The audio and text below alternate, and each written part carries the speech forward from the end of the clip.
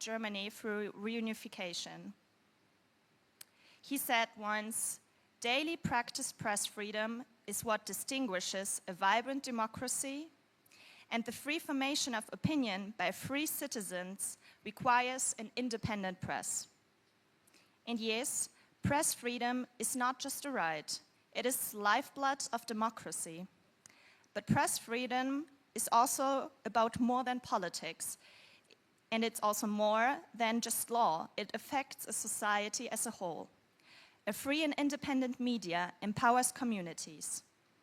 It gives a voice to those who might otherwise go unheard, and it holds power to account in government, in business, in education, and in healthcare. It helps create a fair and an informed society. And this is exactly what Media Monitoring Africa does. Since 1993, you have been defending media freedom and promoting ethical journalism. Therefore, I would like to thank you and congratulate you, Media Monitoring Africa, William, Thandi, Noor, and the whole team for organizing this festival. Your work is absolutely indispensable for the health of any democracy. Thank you.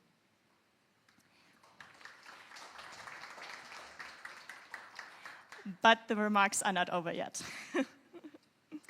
So as the German embassy, we are proud to support this festival, and we greatly appreciate that you also invite the diplomatic community to take part in your discussions, helping to build bridges between civil society, policymakers, and international partners. In just a moment, we will hear from our panelists and think about very important questions. How can we trust information in a world where repetition, manipulation, and foreign influence are used as tools of power? How can societies protect themselves without limiting freedom of expression? Germany meets those challenges with, we hope, a balanced and constitutional approach. Media oversight stays independent from the states, and laws like our criminal code, youth protection laws, and the EU Digital Services Act give authorities, individuals, tools to fight manipulation, hate speech, and online agitation. But still, disinformation and fake news remain a challenge. Let this day be a chance to learn and to reflect on the challenges that we all share, and explore ways to strengthen our media and strengthen our democracy. Let's discuss what the future of journalism and information should look like. And as I conclude, let us remember the image that I started with, the Big Five in Germany. It was a playful reminder, but also very serious. Information, even if false and absurd, can leave an impression. Today, let us ensure that the stories, the facts, and the ideas that we share, that they strengthen our democracy. I wish you all a very productive and inspiring day. Thank you for being part of this very important conversation. Thank you.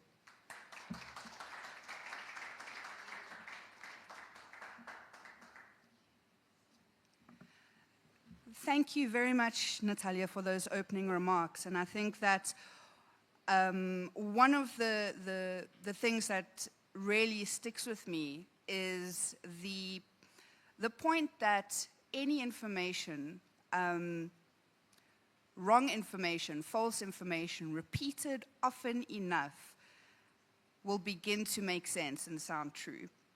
And that's exactly what we're going to be unpacking and discussing in our panel now this morning on information integrity, a tool for combating foreign interference in media. So a really great panel. I'm going to call up our facilitator, Noor Ahmad from Media Monitoring Africa, our communications manager. Sorry, thinking about all the names. Welcome, Noor, thank you. Yeah, and I will let Noor introduce our panelists, and I hope you enjoyed the discussion.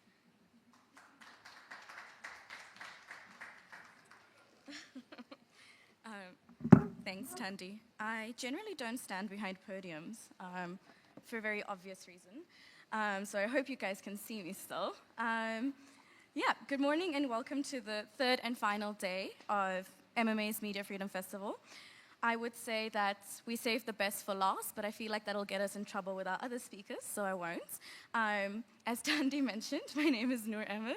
I am the communications manager at MMA, but I'm also your moderator for this morning. Our session now, as Tandy mentioned, is going to unpack information integrity, but specifically looking at how it can be used as a tool to combat foreign interference in media and how we can utilize media viability and sustainability to build resilient media ecosystems that are capable of resisting such interference. In today's interconnected digital age, where our attention is used as a form of currency, and news and information has become extremely hard to navigate, to fact check, but also to critically evaluate, it's extremely important for us to have access to information that is trustworthy, dependable, accurate, and reliable. But the use of information to distort, to divide, and also to control has been a problem that has existed pre-AI, and it has existed pre-technology platforms. Across history, we've had bad actors who have wanted to control people, and they first controlled media and information. Joseph Goebbels, Nazi Germany's Minister of Propaganda, once said, "A lie told once remains a lie, but a lie told 1,000 times becomes the truth." When we have one of the worst people in recorded human history emphasizing how easy it is to distort the truth and therefore control the narrative and our democracies, we come to understand the importance of news and information.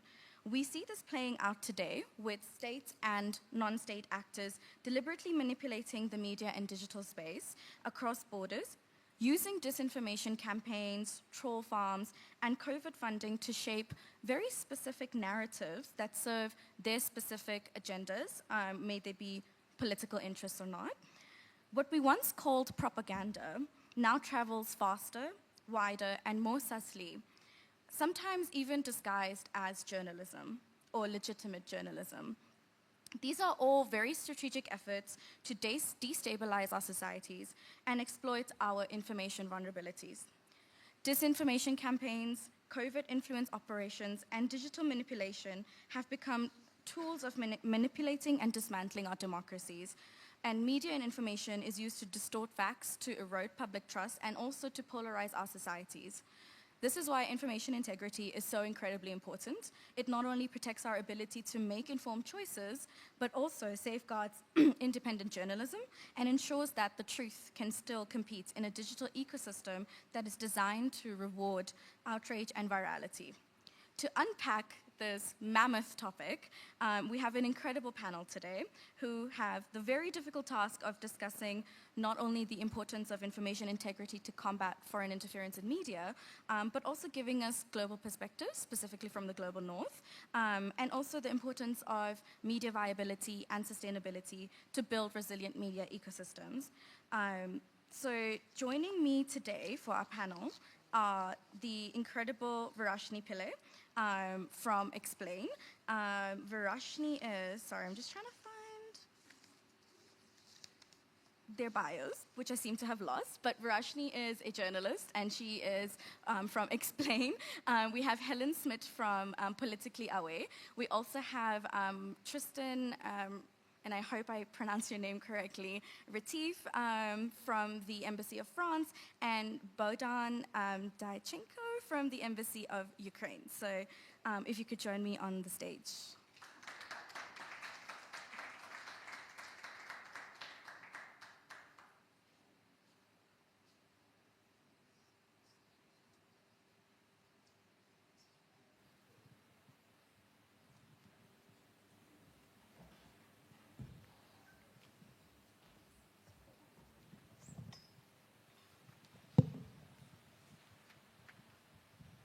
Great, thank you. So together, I hope that during this panel, we can sort of think through a critical question, that being, how do we strengthen information integrity while protecting media freedom and sustainability in a world where manipulation is often invisible, algorithmic, and global?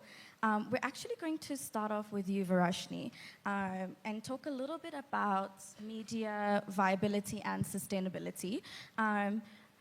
You've often said that journalism cannot be independent if it's not viable.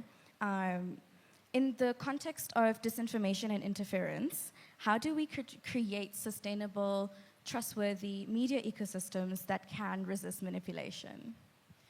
Thank you for the question. Thank you for the question, Noor, and thank you to the audience. I think this is the million-dollar question of our time, and any sort of media entrepreneurs like myself out there will know that we're thinking about this 24/7. How on earth do we sustain journalism without undue influence? Because that is at the heart of what we do, being able to have that kind of freedom. Now, of course, the bigger titles have found ways to do this, right? So you have your News 24s, your Daily Mavericks, but even they are struggling. It's even difficult for them to keep their revenue models going. How much more for the smaller titles like your Politically Aware, like your The Continents, like your Dan Corders, your news influencers like Kat White right here, right? A lot of them have side gigs. A lot of them are trying to support what they do with other jobs. And that's really important because the stats are showing that increasingly audiences are distrusting the large mainstream news titles. They're turning towards your personalities, they're turning towards the news influencers, but the kind of business model just isn't there. But yeah, so it is the million-dollar question. Some of the answers out there are leaning on your readers, reader revenue, donations. Daily Maverick has done this really effectively. But unfortunately, a lot of titles like News 24 have to turn to paywalls to sustain what they do. And that has the unintended consequence of locking out those who most need that information, those who are most vulnerable to mis- and disinformation. So it is a catch-22, keeping your journalism viable and independent by unfortunately locking out those who cannot afford it. Thanks, Varashni. I think if viability gives journalism the strength to survive, then I think messaging gives it the power to connect. Helen, that brings us to your world, which is the power of communication and satire. I think what I would ask you then is, satire walks a very fascinating thin line, right? It simplifies complex issues, but does it in a way that is easier for people to sometimes digest and understand, particularly if it's a younger audience. How do you see satire and strategic communications contributing to information integrity or conversely being co-opted by the very system that it critiques? I think for us, the most important thing is our audience. We are trying so hard to get a young audience engaged, because we want people to know that politics is not boring. I got a great quote once from a political editor. Politics is the food you eat, it's the car you drive, it's the place you live in. Politics is everything. And we really are trying to get young people engaged and understand. And how do we do that? The best possible way in South Africa, I think. Humor. We skewer the holy cows. We show you, using humor, exactly what people are doing, how they're manipulating you, what the disinformation is. So today, unfortunately I can't be there, but in Cape Town the team is busy shooting one of our famous government commercials, and I think you'll all enjoy it a lot, about how much greenwashing there is in sport, etc. So we really try and cover the whole spectrum. Some of our most popular content to date has been last year with educating young people around elections and why you should vote and the importance of being part of civil society and exercising your rights. So, but we always find a fun, humorous way to do it. For example, trying to explain the GNU. So we said it's a polygamous marriage. One husband, 9 wives, but the DA was still the Ndlunkulu. So it was all about making it accessible in language that means something to our audience. So I think humor for us is such a powerful tool. and we always use it, obviously, carefully, but to try and get the point home. And the biggest one is to also get our young audience to actually be interested, to look around, and to get engaged. We've had some of our explainers used in schools. We did a little one about corruption in municipalities, and we based it on the Cakenet program, Dorpie van die Jaar, and we did the Kakkes Dorpie van die Jaar, which was won by a number of towns like Mkanda. So it's about showcasing the difficulties, what's wrong, and what the options are to try and improve. But also always with that bottom line, what can you do as a member of society? Thanks, Helen. I actually have a follow-up for you, right? So in a digital space where people often share clips without context, you know, we all have seen our parents share things on WhatsApp groups, and they don't really fact check. They kind of are responsible for spreading mis and disinformation without realizing it. And even if, you know, sometimes you fact check them and you say, actually, you know, this is not what this clip is about. How do you then balance or navigate the risk of irony being mistaken for endorsement? Helen. Oh, sorry. I think it's so important to fact check everything. If we are putting information out for young people, we're always very open about the sources, and we always try and give both sides of the story. Some people won't respond. We just did something at the Africa Energy Week.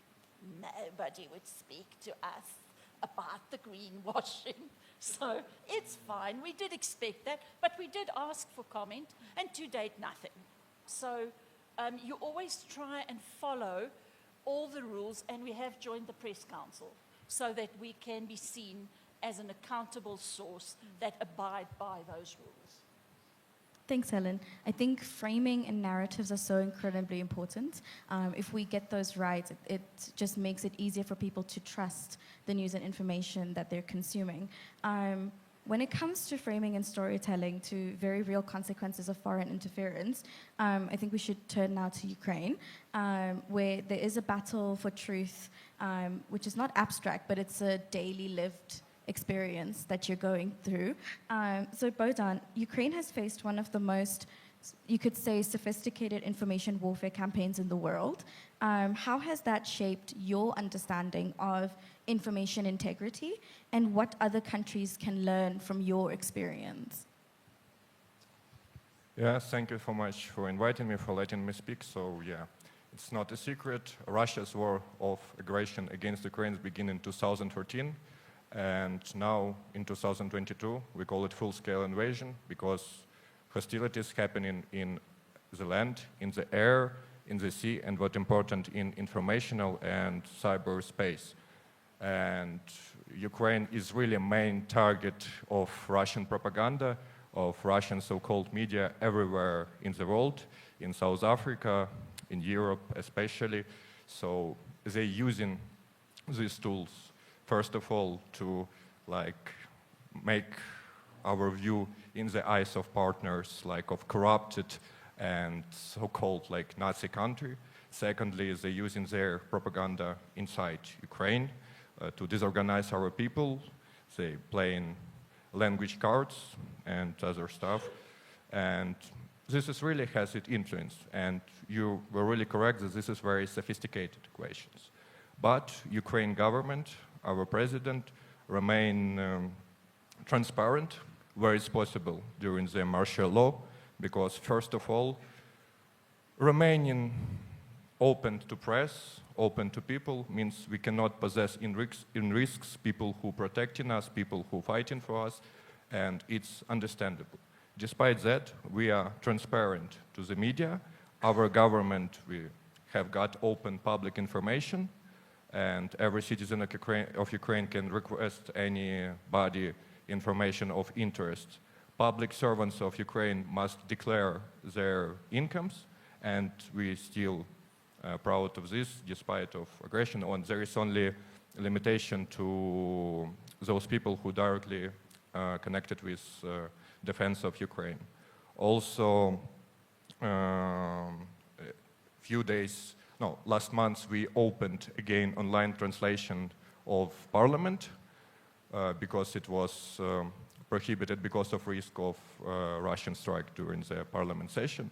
But nevertheless, these examples make society trust our government, and also we are very active in media. Our president is very active, it's not a secret, and all our government are active because, I was in Kiev during the beginning of the full-scale invasion, and just after first strike in Kiev, the second was fake news that Zelensky is in the bunker in Poland.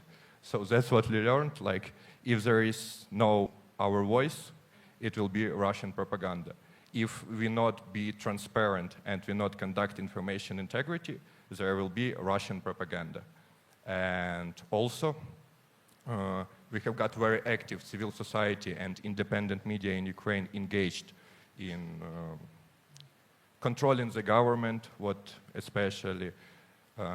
and yeah, this is how it is. So we still remain transparent when it's possible during the martial law, and we actively communicating with civil society and other actors. So for the countries, what they shall learn, I think we have unique experience because really some academic thing that is first war we conducted in every space which is possible for warfare.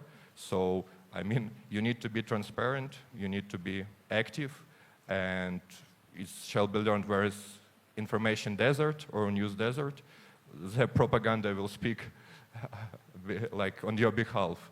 So yeah, just need to be active and transparent when it's possible. And also be transparent with foreign media, which is not Ukrainian, so journalists and from South Africa also traveling to Ukraine. We are very open to them. They're speaking with Zelensky, they're speaking with our Minister of Foreign Affairs and everyone. And what's important, Russians, prisoners of war, foreign journalists usually visit Russian prisoners of war in Ukraine. And Ukrainian prisoners of war in Russia are not even being attended by ICC, like International Red Cross or other organizations. And that's what I say, one of the pillars of our resilience and our strength, that we opened, and it's battle, as you told, of truth against lies, because Russia is good at killing people and in lying. Thank you. Thank you, Bohdan. I think you've really highlighted the importance of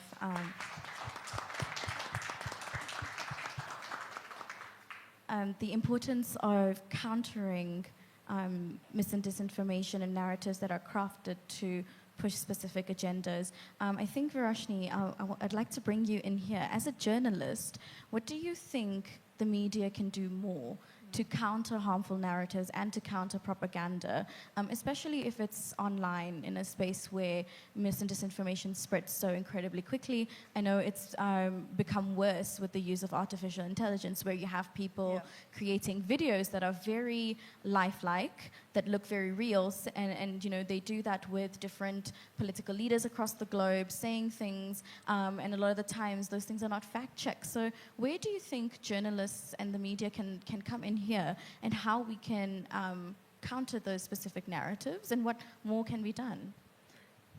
Would you like to respond? Oh, sorry, okay. But can I just say that your response was so amazing. I think all of us in this room are watching what's happening in Gaza and hoping that the same can happen very soon for Ukraine. And, just another round of applause for your country and everything you guys have withstood up till now. And I think, Nur, coming to your point about how do we combat misinformation as media, I again want to just use the Ukrainian example. Russia is probably the most sophisticated, longest-running propaganda machine out there, right?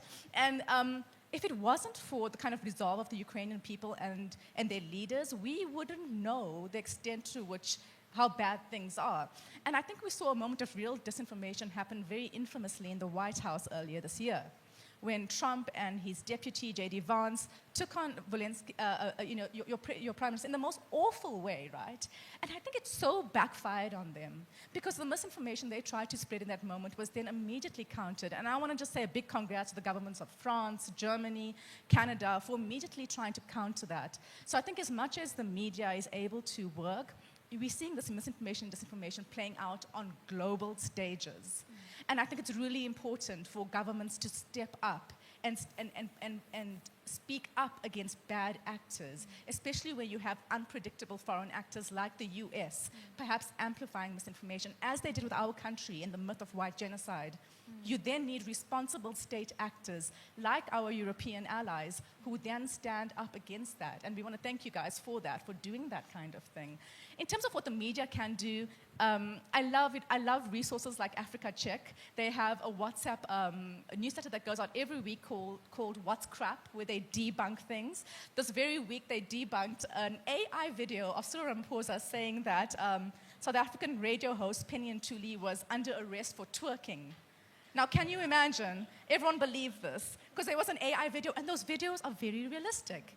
If disinformation is hard now, how much more worse with AI in play? So I think services like debunking is really important. Africa Check is a dedicated debunking platform, but I also think mainstream news outlets should do more of that. So I think News 24 has a dedicated debunking one as well.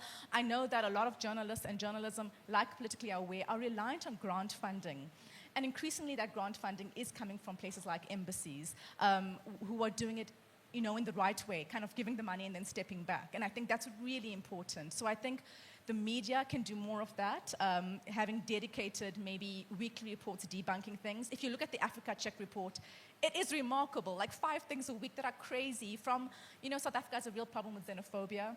So there's people saying things like foreigners are receiving medical care in their homes. They debunked that. And that inflames things ahead of the local government elections with xenophobic parties then taking a share of the vote. So it's really important for our media to firstly go after that grant funding to help them fund more debunking. Thanks. Thanks, Varashni.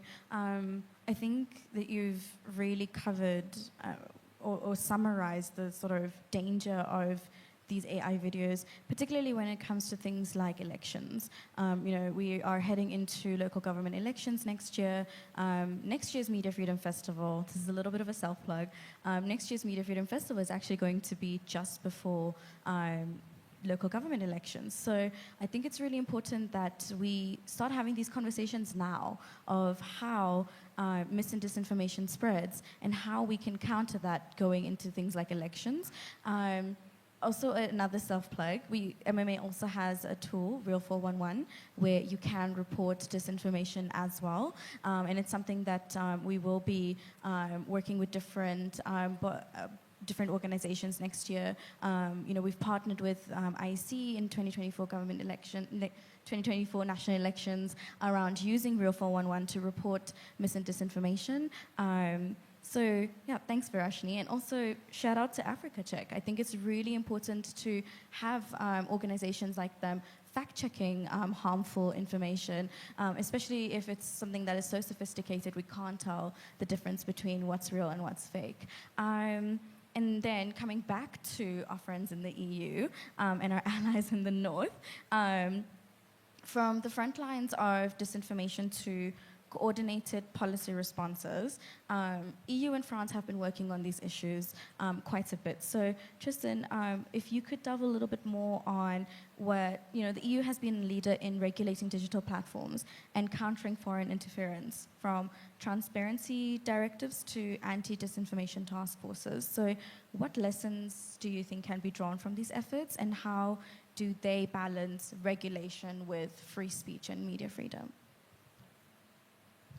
Thank you, No. So yeah, that's an important question. So you must be aware that there is an act in Europe called the Digital Services Act that was passed I think it was 2015, a few years ago, right? And it aims at, regulating platforms and encouraging them to, monitor the content that they spread, having people that fact check the content for them. And France has been a strong advocate for a stricter implementation of this act. The European Commission can even sanction people and the platforms, most importantly the platforms. And we really think that this is critical to tackle disinformation and fake news spread online in Europe. As for France, as a member state and a country, we've built up our network to fight disinformation. So we have new agencies in France. We have a public agency called Viginum, which that basically debunks content online, and it's even public sometimes. So they go public and they explain what's happening, and most of the time it's coming from Russia, you know. At the Ministry of Foreign Affairs, we have another, it's not an agency, but it's a directorate that really focuses on tackling disinformation online, mostly abroad. And I know that the Department of Defense has its own agency as well. So we really we're trying to, you know, like step up and build up our capacity. I'm not sure you're aware of that, but France is the second most targeted country in Europe, within the EU, and in Europe after Ukraine, by Russian disinformation online. So we really are a target, and it's a major issue for us. It's a major issue for us, and we're trying our best to tackle this. It's not easy, honestly, but it's because the Russians are very good at it. So disinformation is not only about Russia, right? Sometimes it comes from China, sometimes from Azerbaijan, from Turkey as well, but Russian is definitely the main actor. And they are being very creative about it, you know? So, for instance, I remember before the Paris Olympic Games, there was a huge fake news about bed bugs in Paris. So, and it was massive. It was massive. Like there was all these rumors and fake news about bed bugs everywhere in Paris. It was basically to deter people from going to Paris to attend the Olympic Games. So it was very smart, and honestly, it worked on me as well. I remember I was super scared by this thing, and afterwards I learned that it was Russian disinformation. So they are super smart, and it's part of their hybrid warfare against democracies. So they are really targeting democracies and the European Union as a counter model for, you know, like Russian autocratism. So yeah, we're trying our best to face that and provide answers. Thank you, Tristan. And I think I just have a follow-up for you. So how can partnerships with civil society or events like the Media Freedom Festival and partnerships with journalists ensure that combating interference doesn't slip into censorship or control? How can partnerships with civil society and journalists ensure that combating foreign interference doesn't slip into censorship or control? I'm not sure I got the entire point, but no, what I can say is that we really are trying to, you know, to support media freedom abroad. This is critical for us. So South Africa is not an issue. I mean, it's a super free country. You have great press here, great, media outlets, great journalists. So, thank you.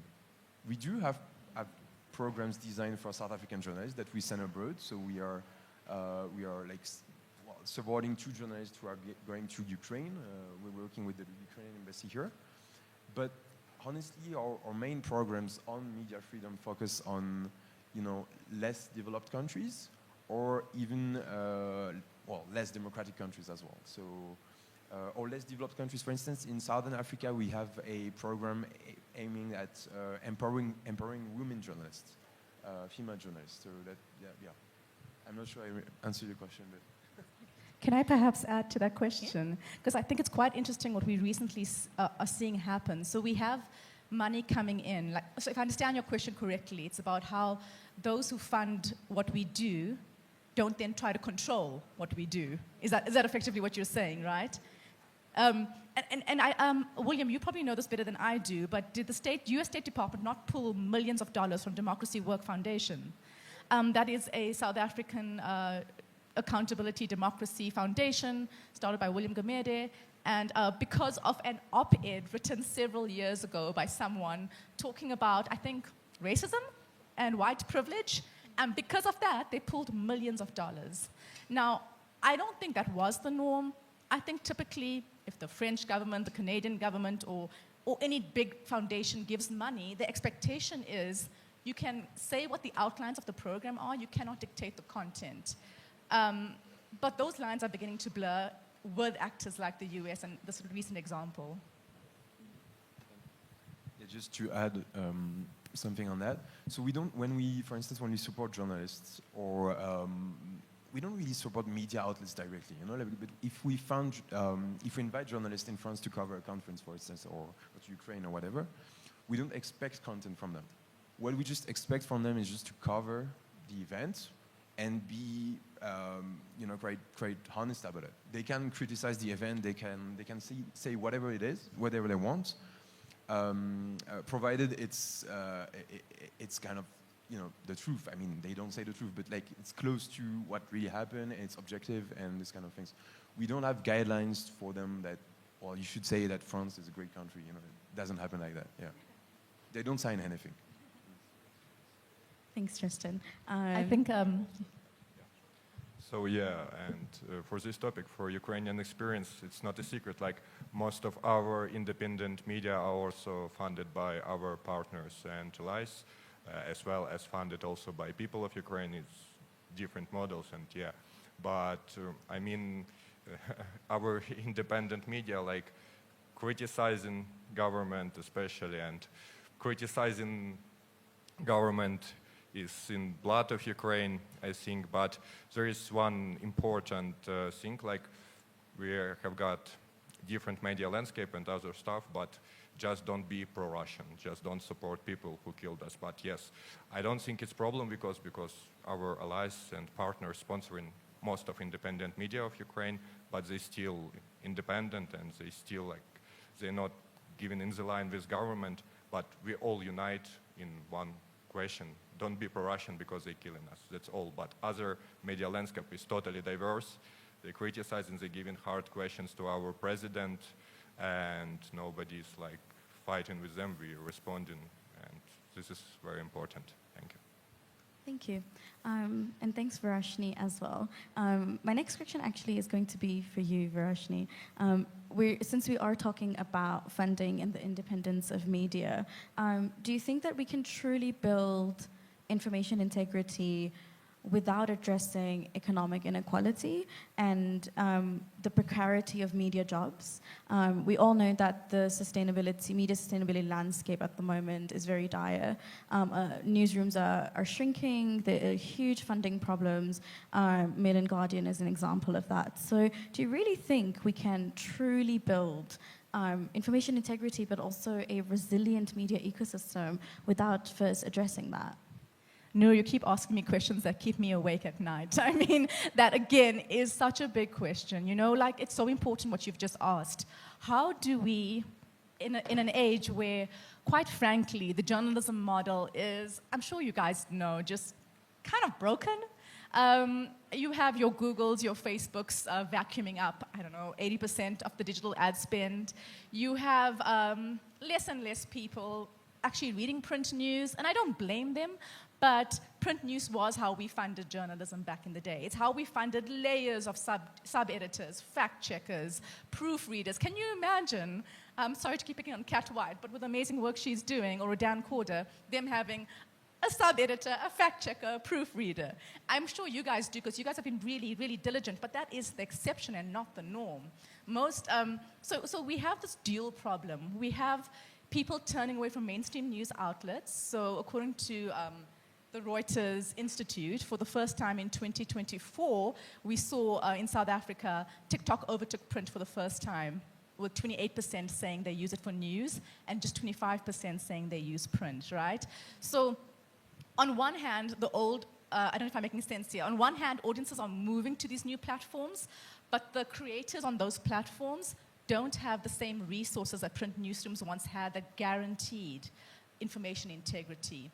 So in order to solve this, we need a mix of great innovation and great minds. And I'm very confident in South Africa's media startup ecosystem. I myself am a media entrepreneur. And I have to say, some of the best people are working really hard to fix this problem. People like, it's Stephen, right, who started Politically Aware. People like Laura and Alistair at Media Hacks. There's lots of little places trying to solve for this. My one concern is what you just said, which is inequality. Because of South Africa's historical inequalities, people like myself who are middle class are going to be the ones with the resources to try to make a change. We're going to be the ones largely populating newsrooms. This means in a country as divided as South Africa, those who are from formerly disadvantaged communities will have less and less access to news that directly speaks to them in their language, not literally, but also, language they can understand, that's accessible. And people like Politically Aware are trying to solve for that, as are we, trying to make news accessible. But I fear that with our economic divides, the kind of up-and-coming news influences that could exist in those communities are not going to get that opportunity to create news, and that's going to further drive away people in those communities who really don't trust the media, who think we are mainstream, who think we are white monopoly capital, to use a famous disinformation phrase that was popularized by Bell Pottinger. And that is something that worries me. How do we fix the broken news system while also accounting for South Africa's massive divides and trust issues? Thanks, Varashni. And I really like your point about language. I think that in a country where we have 13 official languages, having news predominantly be in English does disadvantage so many people, and it reduces access to critical information, and that then just helps the spread of mis and disinformation. So thank you for making that point. I think we've gotten to a point in our panel where maybe we can potentially open up to audience Q&A, maybe some comments from our audience. Yeah, let's get some thoughts. I see some hands already. I see 2 over there. And then 1 over here. So we can start with these 3 first. Does anyone have a mic?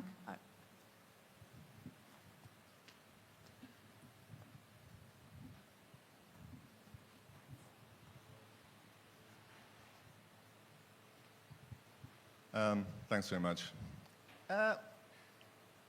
This is really tricky. I like the fact that one of the speakers started with Goebbels and this notion that if you keep repeating false statements, they're taken to be true. Let me start with one preliminary. I completely accept that Russia is a major player in the disinformation space, right? And I also accept that the Russian invasion of Ukraine was illegal. It was a war of aggression. Fine. This notion that Russia is the main player is absurd, okay? We have decades of historical evidence showing that the United States has been the biggest player in the space since around the 1950s. The justification for that was, just like we hear now, that they're combating Russian disinformation. We can have a separate discussion about whether that's justified or not. What we know from one of the most important whistleblowers of the 21st century, Edward Snowden, is that there were 5 countries that were engaged in large-scale global surveillance. The United States, the United Kingdom, Canada, New Zealand, and Australia, the 5 Eyes. It's not mentioned here, okay? So my concern is we have an event sponsored by foreign governments, involving foreign governments, that have their own agendas and that undoubtedly are players in the misinformation, disinformation, and psychological operations space. And we just need to be honest about that, and we need to be practically minded. We can't just pretend that it's Russia and China. Okay, I was reading a book just recently by a former British intelligence operative talking about how they were spying on the French, right? Okay, so they spy on each other as well. This is just fact. It's historical fact. I don't know why we keep pretending that that's not going on. Now, if I can give 2 specific examples related to points that were made by this panel.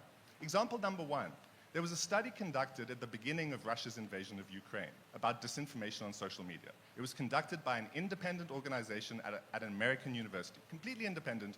No, as far as I can see, no Russian interference, nothing. They found that there were more bots, more bot networks pushing pro-Ukraine disinformation than pro-Russian disinformation. You can look it up. Unfortunately, that project was shut down when Elon Musk cut off the data supply to those kinds of projects when he took over Twitter, okay? Now, you can say that that was justified because Ukraine was combating Russian disinformation. We can have that discussion. What we can't do is pretend that Ukraine has not, and Ukraine and its allies have not been spreading disinformation on social media, because they have, right? The second example is Varashni Pillai's remark about what happened to Democracy Works. Okay, yes, but let's also talk about the fact that William Gumede of Democracy Works was leading propaganda trips to Israel for the Zionist Federation, where journalists in this country were being bankrolled. Okay? And nobody talks about that. I've tried to raise it with Sanef, I've tried to raise it with other people. That was a propaganda operation. Now, you're talking about the fact that Democracy Works got nailed by the Trump administration, but you're not talking about the fact that the leader of Democracy Works was leading propaganda trips to Israel, which has recently been committing a genocide. Okay? So if we're going to have a serious discussion about foreign interference in South African democracy and democracies around the world, we just need to pragmatically recognize that all the major international players play in this space. And that includes the United States pre-Trump, under Obama, under Biden, under any American president pretty much since Kennedy, and maybe including Kennedy, I'm not sure. Okay? So this has just been going on, it's a matter of historical fact. Okay? And if we pretend that that's not the case, then this kind of discussion is going to be very much in line with that kind of notion of Goebbels, where we just keep repeating this notion. It's just Russia, China, and Turkey, and these kinds of people who do disinformation. Whereas we know that, from historical fact, that the biggest and most successful psychological operations have often been run by the United States and the United Kingdom. I think myself and Boda, yeah.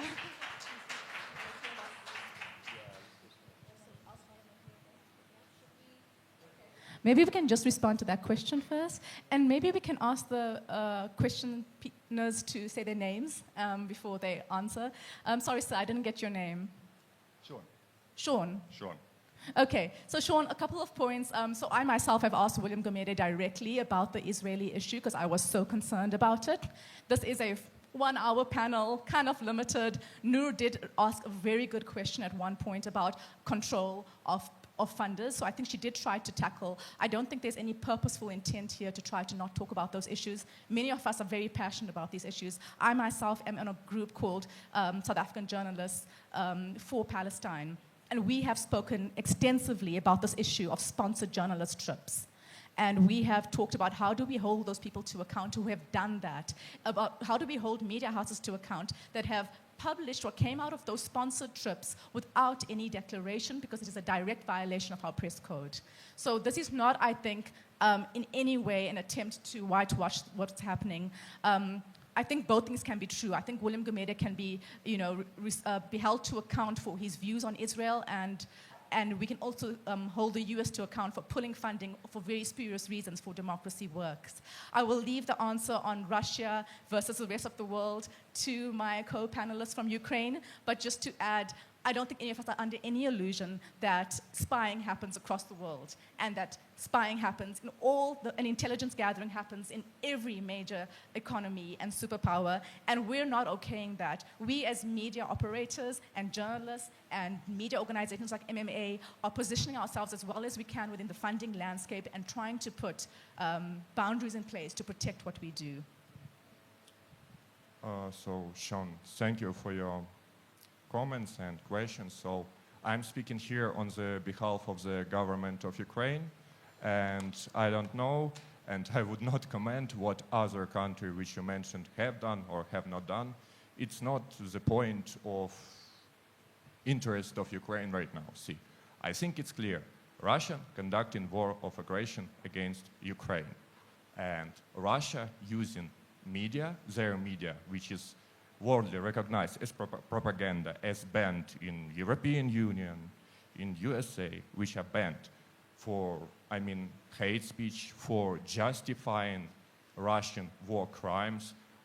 If you learn more precisely, you can see that before, for example, strike in Mariupol theater in 2022, where there was clearly signed Deti, it's in Russian children's, on the ground. Russian media was telling what? Yes, they were telling that Ukrainian Nazis sitting exactly at this theater. So Russia was using such tactics in Syria, justifying everything, and that I think that we was using opportunities to tell about this to the world. Well, I don't see, or what you called Ukrainian propaganda, I would like if you can say me the message or something what you mean by propaganda, that we're telling about war crimes or telling about abducted children or telling about war crimes. Like if it's propaganda, well, we have got different understanding of propaganda. surely. And I think it's clear. Russia attacked Ukraine. We want Russia to get rid of Ukraine, to stop the hostilities and live our own life. We are a sovereign country that can choose its path and choose its own way. Why we fighting with Russian disinformation? Because Russia using it clearly as weapon, not as like some manipulation. It's clearly weapon. It's clearly weapons that influencing people, that justifying war crimes and killings. So, I mean, other countries have got their own responsibility and can commit as sovereignty everything. But I think it's quite clear that only point of interest of us is to defend against Russia. And informational space is also now warfare space. So I don't think like, but for the propaganda, I'm wondering what do you call by Ukrainian propaganda? Thank you. Thank you. Just to add a few words. So, first off, you're talking about the U.S., but I just would like to stress the difference between the U.S. and France. I'm not, speaking on behalf of the U.S. government, and France is a sovereign country, and we're not. It's quite hard to be put in the same basket. Like it's slightly different. Then, well, what I can say about the U.S., and I can't talk about U.S. governments. I'm not allowed to. It's true that there is an issue with the MAGA sphere, which is spreading massive disinformation, including in the EU and in France and in South Africa. So it's a challenge that we all face, and this is a major issue. What you were saying about Western countries, or maybe I don't know, like the UK, US, or whatever.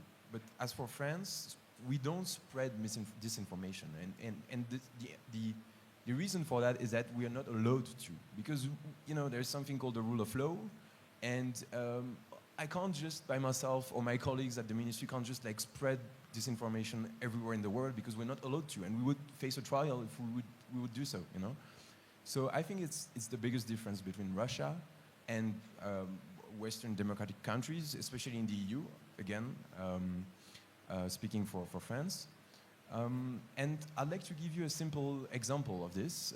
So I think it was June 2024, the Russian embassy here in South Africa posted a video of so-called French mercenaries fighting in Ukraine. And it was very funny because those guys, they were speaking French, apparently, with a super strong Russian accent. And I mean, everybody could just see that they were not French. Like you could hear it. It was very fun, actually. And we answered, and the answer was well covered, and I think it was quite a success. But like for us, we could never do such a thing. If I did such a thing, I would be, I would just be fired. So there's a difference between their approach and ours. It's I think for them it's a state policy. Like disinformation, hybrid warfare, it's a policy. They have a clear roadmap and a plan. We are trying to focus on responding to that plan. And there is a strong focus on the response, on how we can, provide like answers using humor, using data, using facts. But no, we're not spreading disinformation. I'm sorry about that. Yeah. Thank you, Tristan and Bodan and Varashni. I think it's important to note that the Media Freedom Festival is a festival that brings together organizations that are committed to media and media freedom and explores topics that relate to that. And this panel is not about any kind of whitewashing, but rather about having a very important, frank and open discussion around foreign interference in media, which is a very real threat, and how that impacts specifically information integrity. So thank you for your comment, Sean, and your contribution. Zakir? Thanks so much for the opportunity.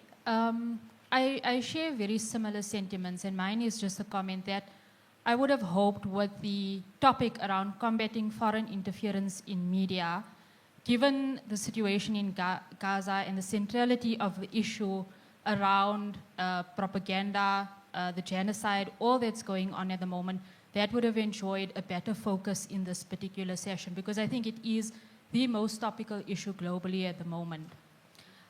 In South Africa, I think as has been highlighted, we've had 3 publications that didn't outline or didn't share transparency around the SA Jewish Board of Deputies funding their trip to Israel recently. And that's a ruling that the press ombud upheld after a complaint was made. And I would have hoped that that would have been part of the discussion here today, given its relevance for South Africa and for South African journalists and the importance of transparency and accountability for some of these issues. At a global level, I think there's the issue of paid influencers, and certainly we've seen in Israel how influencers have gone, for example, to aid distribution points and sort of created a misinformation campaign that aid was actually going to the people of Gaza, where at that point in time people were starving, people were dying of starvation. Similarly, the restructuring of algorithms on Meta so that anyone posting about Hamas or Israel or using particular words like genocide would have their, their feeds or their posts not being highlighted. The closure of particular accounts of activists that were highlighting the Gaza genocide.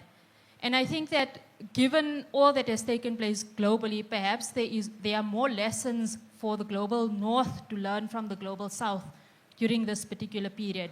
If you take particular, certain European countries where journalists have been stopped at borders, where activists have been arrested and hauled off for protesting around the Palestinian issue, there are certainly more issues and more rights, I think, enjoyed here in South Africa around freedom of expression than in particular countries in the global north. And I hope that the lessons can be shared both ways.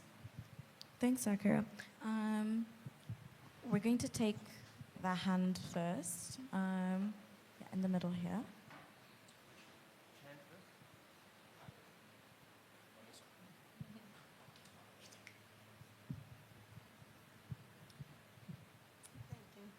Morning, everyone. My name is Mamoni, and I'm from an organization called Show Me Your Number.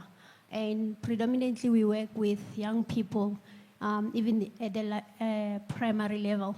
So I think yesterday's conversation with the young people also got me thinking while you were talking that do we, because there was a lot of question of age restriction, especially with young people using AI for their homeworks and all that. And recently we saw a saga around the Russians where our South African influencers were recruiting young people.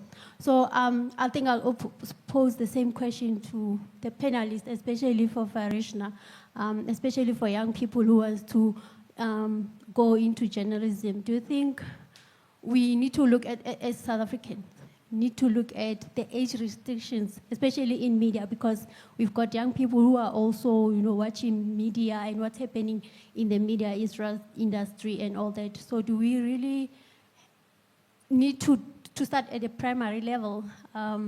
So that's my question, because I think with the age restriction, because young people are very gullible, but also they are very intelligent in different ways. So as a person who works with young people, it's like, where do I put the balance?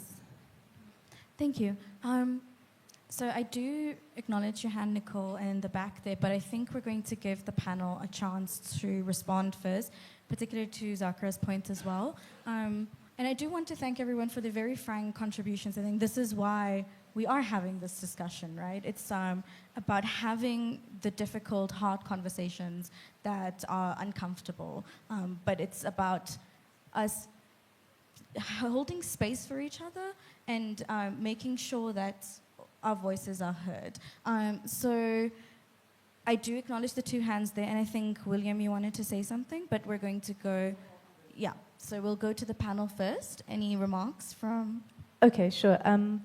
I'm not sure I fully understood your question, I'm so sorry, but in terms of age restrictions for young people, I don't believe they are. Anyone can access a news website and read the news. Is that what you meant? Or coming to work in newsrooms?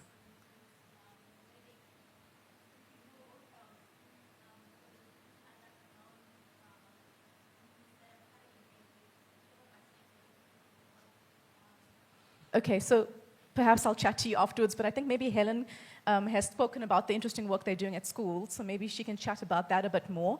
But just to say to the lady at the back, I'm sorry I didn't get your name, but thank you for your points.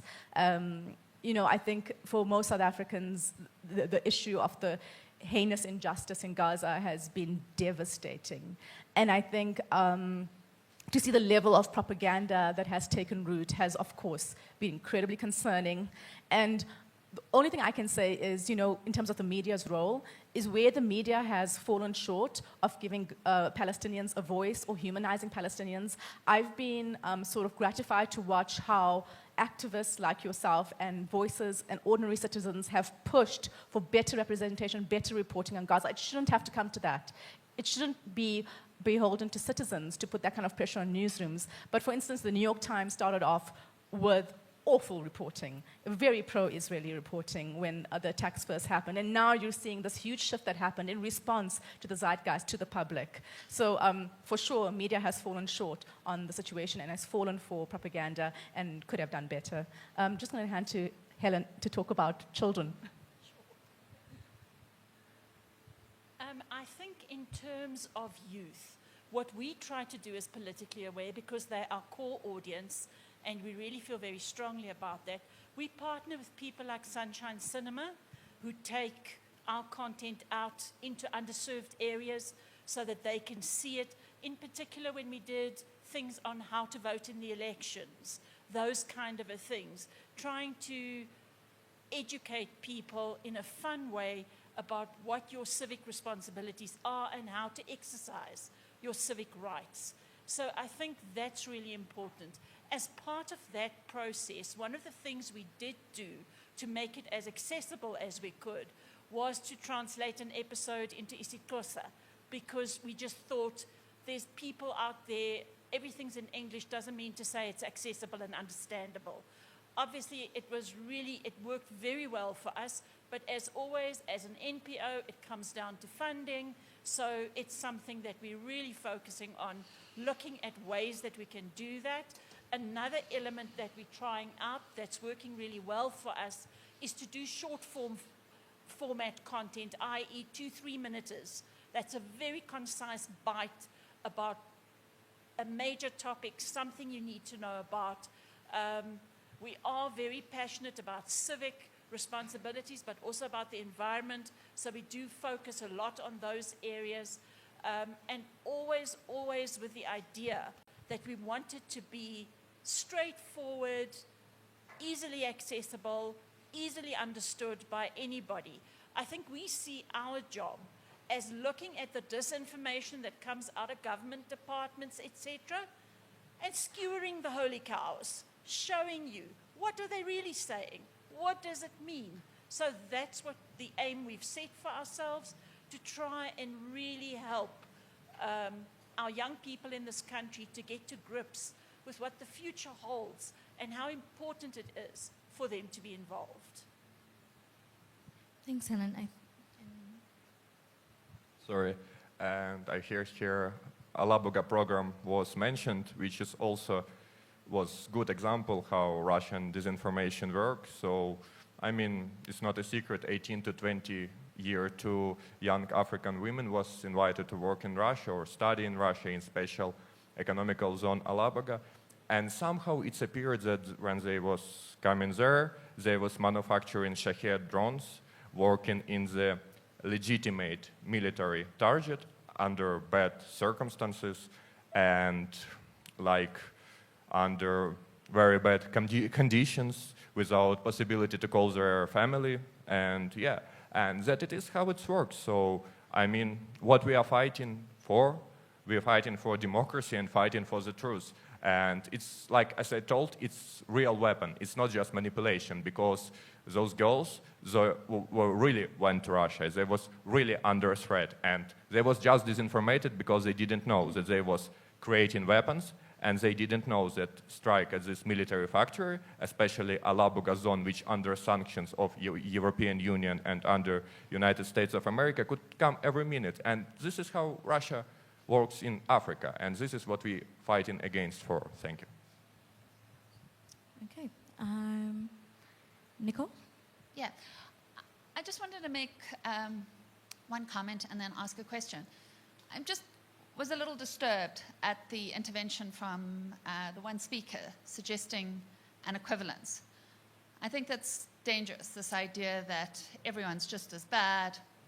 Of course, foreign states are going to look to seek approval and win goodwill, but the idea that there's some kind of equivalence between Ukraine and Russia in terms of their influence operations is nonsense. Both are seeking to draw support, but only one is waging an aggressive war. Only one side is seeking to disappear children. And I think that those facts have to be recognized. Similarly, with the situation in Israel, I mean, are there people staging influence operations on behalf of Gaza? Absolutely. Is that entirely dwarfed by what Israel is doing? Yes. The underlying situation is only one side is committing a genocide. And so those facts need to be recognized. And this idea we draw equivalence between these sides, I think, creates an opacity and blurs the facts. And we need to recognize that. My question to the panel is, and here is where I think another distinction can be drawn very starkly between the United States, and again, the United States has never been a model, but I think we are seeing a different order right now under Trump and the malevolence that is being waged. And we know that there is a coalition between big tech and the Trump administration, and they're pushing back at the EU for a whole lot of reasons, but very much against the EU's Digital Security Act and the accountability that they're trying to secure for big tech. And that is a model that we in South Africa very much want to look at. We want to have partners in the EU because it would be completely unacceptable that inhabitants of the EU get better protection, better security, able to understand the way in which those algorithms work, have greater transparency, and the rest of us are just confined to an inferior protective order. And there is a very stark distinction being drawn, and I suppose I would ask the panelists, to the extent that they can, to comment on what potential there is to ensure that the protections of the European Digital Security Act is extended and available to all of us across the world. Behind you, Nicole.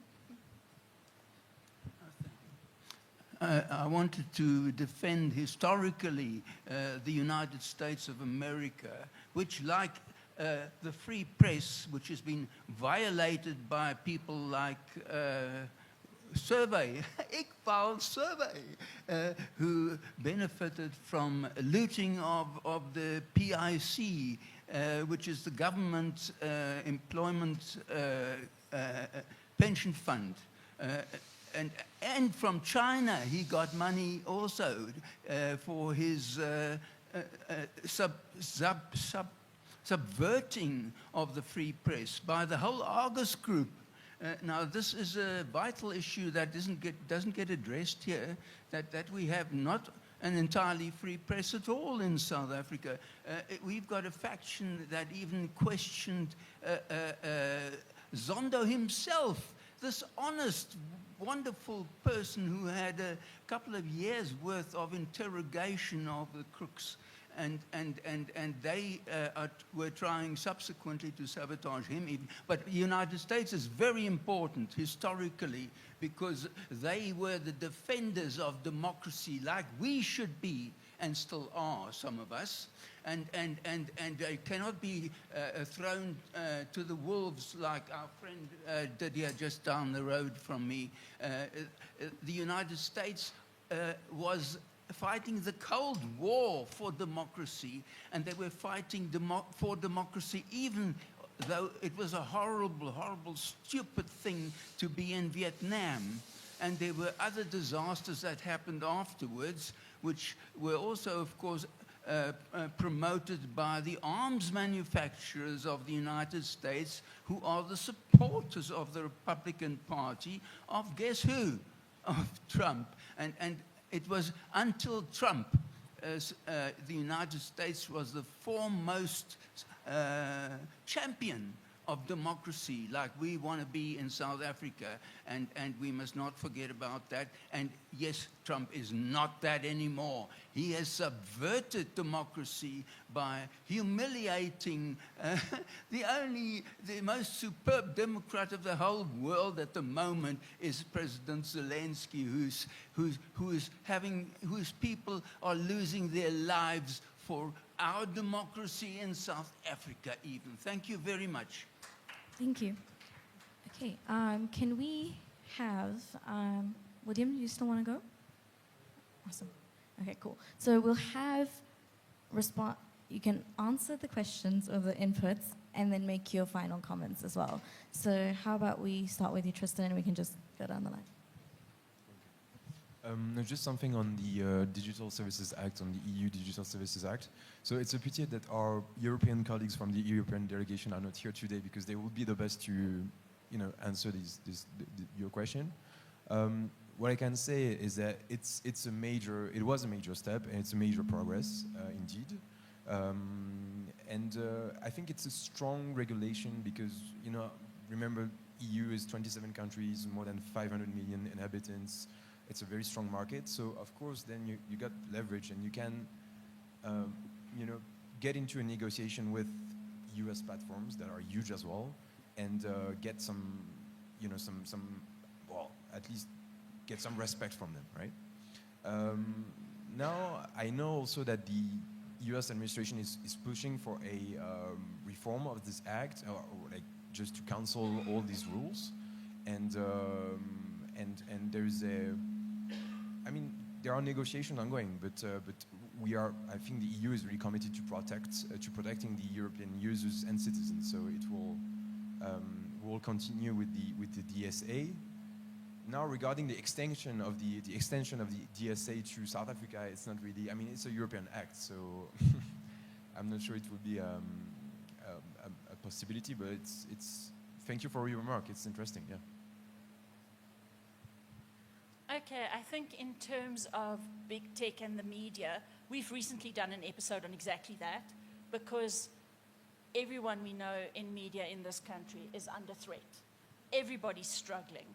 It's a commercial business and it's very hard to make ends meet when big tech scrape your information for free, reuse, and we've got to stop it. That's why we really do need to take a page out of the European Act and see if we can't get some of the best practice involved in what we do. I do think everybody deserves to have information. Everybody has the right to understand how things work. From the back of beyond into the city, every person should be able to have access to information. And whatever we can do as politically aware, we will do our best to get current, actionable information out to our viewers, and we work very hard to make sure that whatever we put out there is properly researched and fact-checked. If it can't be verified, we won't use it. Good old-school journalism is what we believe in. Thanks.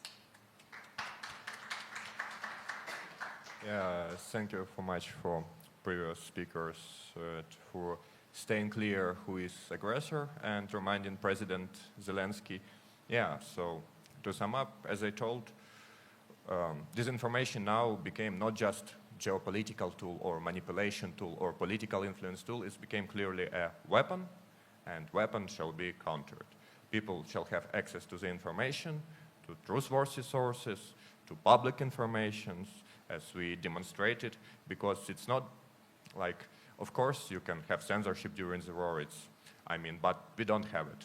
We remain transparent, and that's what's important, because otherwise, such serious things as, for example, Alabuga in South Africa happens, and it's maybe written somewhere in Twitter or somewhere, but the consequences is real. People are suffering. So, yes, thank you for inviting me, and hope I was useful. Thank you. So I want to point out that, 6 years ago, when South Africans were asked how many of you are avoiding the news by Reuters, the number was 28%. That was in 2019. This year, when South Africans were asked how many of you are avoiding the news, that number was 41%. People are avoiding the news.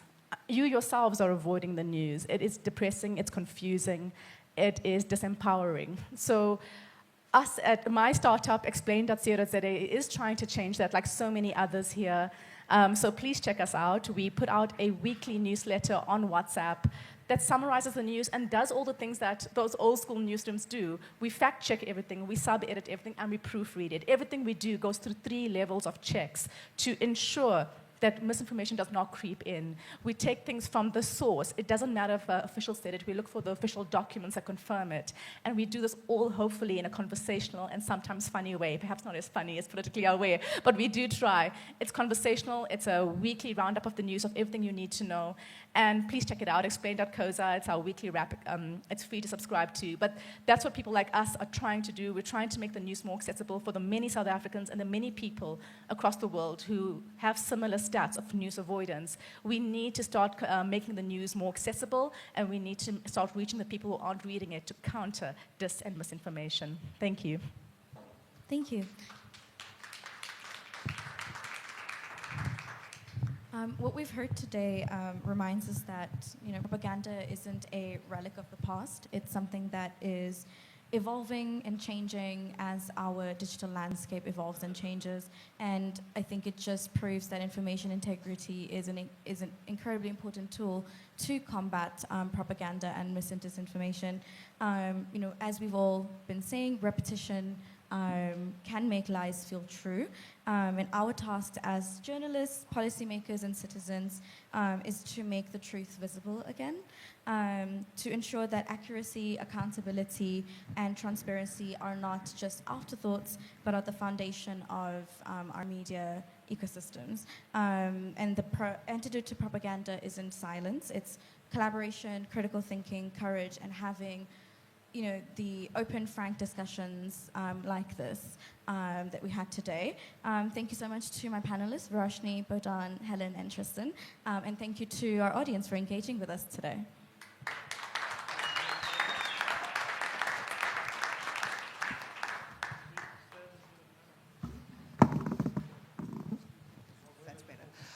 All right, thank you so much to our panel, thank you to our facilitator, and thank you to those who engaged and asked the hard questions and, raised some really critical points. I think that one of the things that we are proud of, sorry, I'm trying to talk while the photo is being taken. One of the things that I think we try and highlight at Media Freedom Festival is that although we have a number of organizations who come on and partner with the festival, who come and speak on panels, who contribute. And, we don't all necessarily agree on every point and every issue. But I think it's really important to remember that the one thing we do agree on is about media freedom and the importance of journalism and the importance of an independent media. I would also like to thank the partners and the embassies who are involved in this session. And I think just to also, reiterate and point out the fact that there are, as Varashni was saying, there are some fantastic new media models that are doing incredible work, like Politically Aware, like Explain and Debrief, so that we can have access to journalism and information that make us want to actually engage with the information and not just avoid it. So once again, thank you for being part of the session. Thank you for the diverse views and inputs. I think it was one of the sessions that really showed us that these